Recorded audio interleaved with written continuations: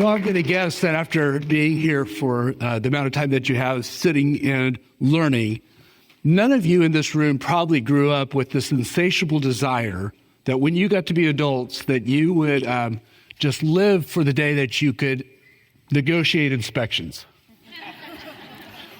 I don't know about you, but as a 7-year-old kid dreaming of a preferred future, you probably never sat around and said, you know what, I just dream of the day that I could pick up the phone and fight with that appraiser that's out of town that has no idea what my property's valued at. Yes? Most of us probably didn't even desire to get into real estate. You don't go to little Johnny and say, what do you want to be when you grow up? And most of them don't say, I want to be a real estate agent, right? However, many of you got into real estate because you had this fundamental belief that it was possible that if you do this profession and you do it right, it can lead to your big life.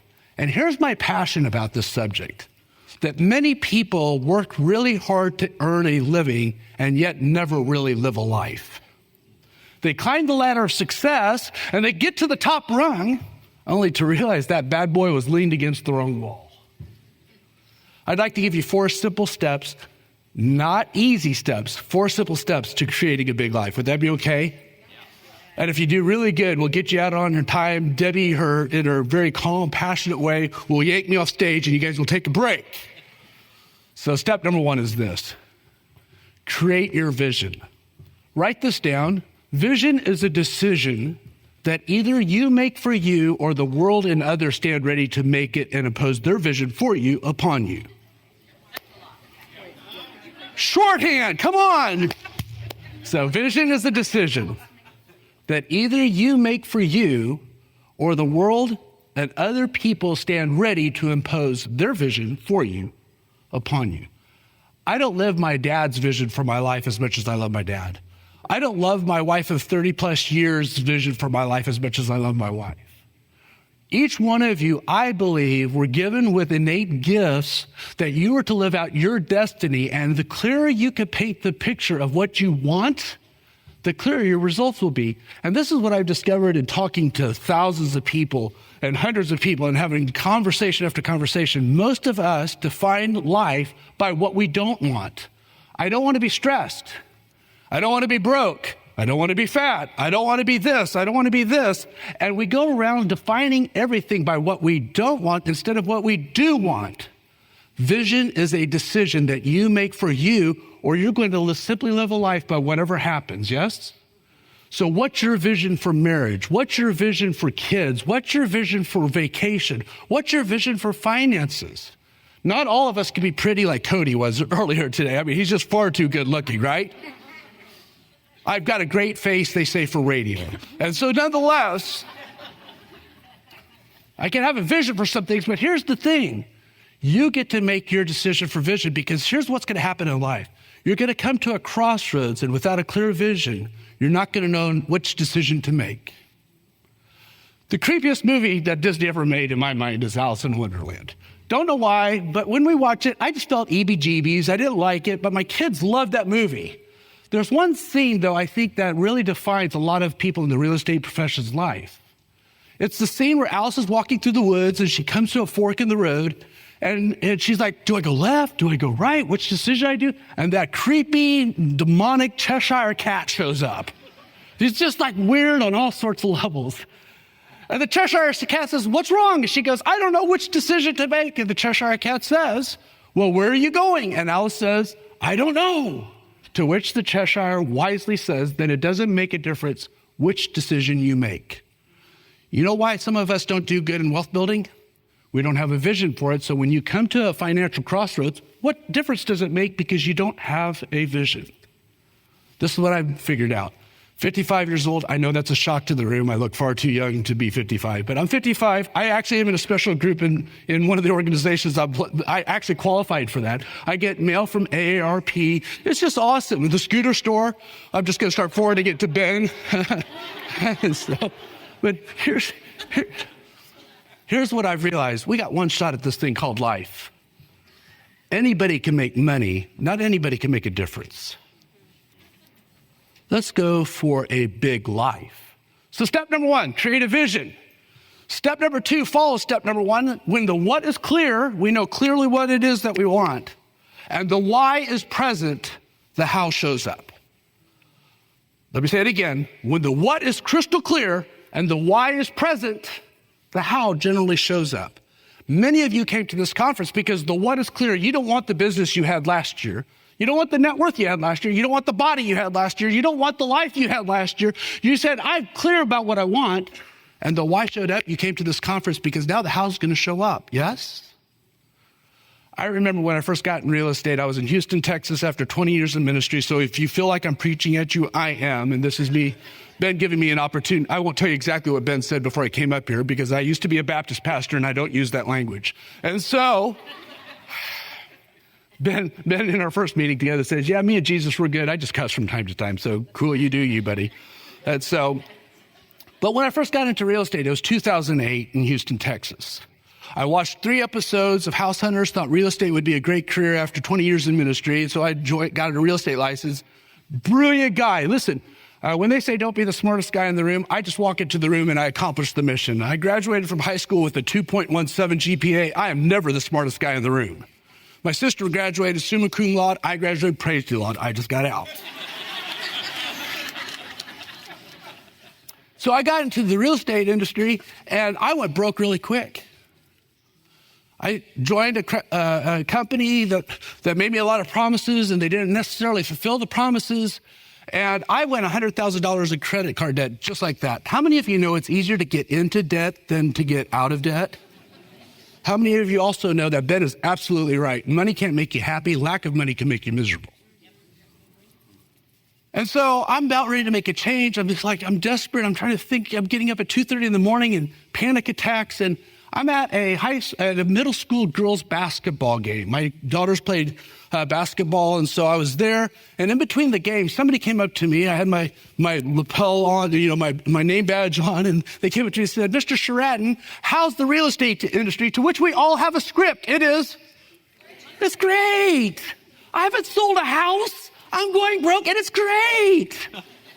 And then they asked me a question, because my wife taught at the school. I was Mr. Sherraden, which is a real chore. Mr. Sherraden, how's your business doing? And I love to make fun of people. Most of all, I like to make fun of myself.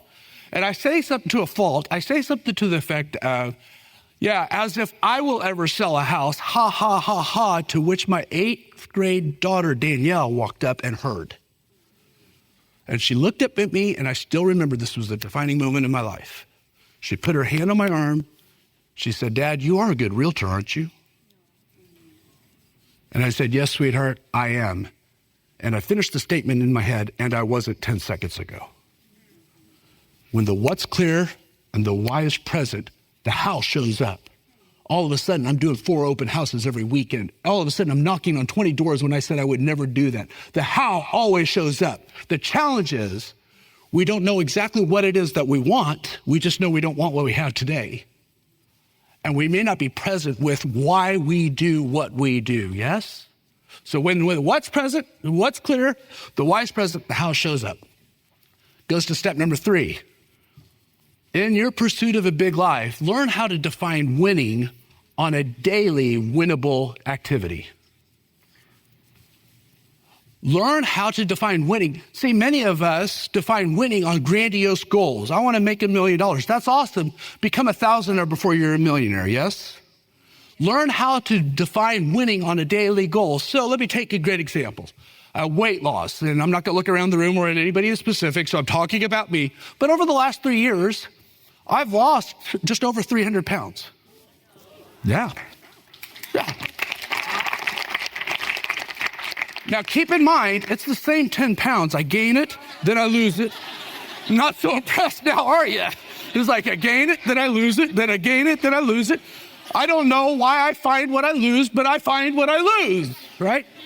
If I am going to go on the weight loss journey yet again, and I get on that scale and it shows me that I'm 200 and none of your freaking business pounds, I can sit there and yell at the scale. That's simply a lag measure.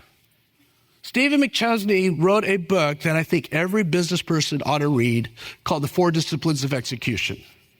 And he made a distinction between lag measures, the weight on the scale, be committed to that, and yet take action on your lead measures. How many calories am I going to take in? How many times to the gym? How much water we're going to drink? This is what I think happens is we define winning on a lag measure and not on a lead measure. I love how Ben coaches people. Make 5 more calls a day. Do an extra open house a month. Is that a game that somebody could win, regardless of what results show up? Define winning that way. The night before, when Ben's thinking about what he's going to do the next day, how is he going to solve important problems? How does he define a win the next day? You've got to know when you put your head on the pillow, you've won the day or you've not. Yes? In the real estate space, in the marriage space, I loved what you said just a moment. I booked 26 hours a week to spend with my family. Is that a winnable game? We all say we want great family lives. He's actually made it a winnable game. How will you know when you win? How will you know when you lose? Number 1, get great clarity on your vision for life. Number 2, when the what is clear, the why is present, the how shows up. Number 3, make winning a daily activity. And number 4, learn to see failing through a different set of lenses. Every setback is simply a setup for a comeback. This is what I've discovered in my journey. The more I attempt, the more I fail. I don't want to set goals like today, I've got a big goal of brushing my teeth. I succeeded, I won, but did I move here's the thing, the bigger the goal, the more likely failing is going to be there, and failing is simply the fertilizer in the garden of achievement. Failing actually fuels all my achievements because I'm learning how not to do things. I love the fact that when God factored in my destiny, he factored in my stupidity. He knew I would blow it. He knew that people would betray me. How many of you have been betrayed and let down and disappointed? I've been stabbed in the back so many times I feel like a colander. I get it. However, all those could either be a stumbling block or a stepping stone. I just simply need to see them through a different set of lenses, yes? So let me illustrate it this way, and I'm going to walk in front of the monitors. If I screech, don't do this. But I knew it's going to happen. So I've got 3 daughters. 2 of them still are in the dating scene. And in the last 6 months, they have gone through breakups. I hate being the dad of 20-something-year-old daughters in the middle of breakups. But any of the single ladies in this room that have experienced that, there is a phrase that my daughters have adopted saying, fill in the blank, all men are pigs, chickens, jerks. Man, some of you got really, really brutal. How do we get to believe that all men are pigs? Is by doing this. It's one experience at a time. So we experience something, and this is what happens. We experience something, and it's like we put on a set. Can I borrow your glasses? Sure. So it's like we put on a pair of glasses, and Lord. And so it's like, now I'm going to the next man. Gosh, I can't literally. Oh, yeah, the readers, right? You're blind. And so I'm like literally looking at men saying, oh my gosh, this man's a pig, and you're not even seeing real clearly. And then I have another experience with the man, and that, borrow your glasses. And then I put on another set of experience. I think, Lord, it's like now I'm looking at a person and I don't know if you're a blonde or brunette. I don't know anything, but yet I've got this belief and have this experience that all men are. And I'm not even seeing men clearly, but I have another experience and oh my lands, I am blind as a bat. And yet I'm looking at all of life through a set of experiences that dictate how I view things. Thanks for taking that picture, Dave. What I want to suggest to you that many of us are looking at failings through the lens of pain, not through the lens of opportunity. Please remember this, that all your failings, all your setbacks, all your letdown are not meant for you. Each one of those failings, Jacqueline, each one of those setbacks, each one of those experiences, if you will choose to be the victor instead of the victim, actually become a message that's simply coming to you on its way to somebody else. Your failing is actually a message that's going through you to somebody else. Don't let the message stop with you. Because as we do that, I guarantee you, we live a big life. You know why? We're going to look around us, and there's a bunch of people around us living monstrously big lives. Some of you came into this session there's a variety of reasons why you came in here. Some of you came hungry because you want more. Some of you came in because you're so stressed out you can't sit through a session without having to go out and put out a fire. I get it. Is that your big life? If not, vision's a decision. Get really clear on that. Number two, when the what's clear, the why's present, and you feel it, the how shows up. None of you need to know how to time block. You just need to have the right motivation with a clear vision. Number three, learn to define winning on a daily basis. And number four, remember that your failing just has to be seen through a different set of glasses. Gail, you succeeded, but I bet you failed a bunch. So now you could tell everybody on your team how not to do it and how to avoid the pitfalls. You get it? I'm betting that as we do this, we're not just going to build big businesses. We're going to build ridiculously big lives. This is what I believe. 3 years from today, you're going to be sitting in a conference. You're going to be sitting in an event.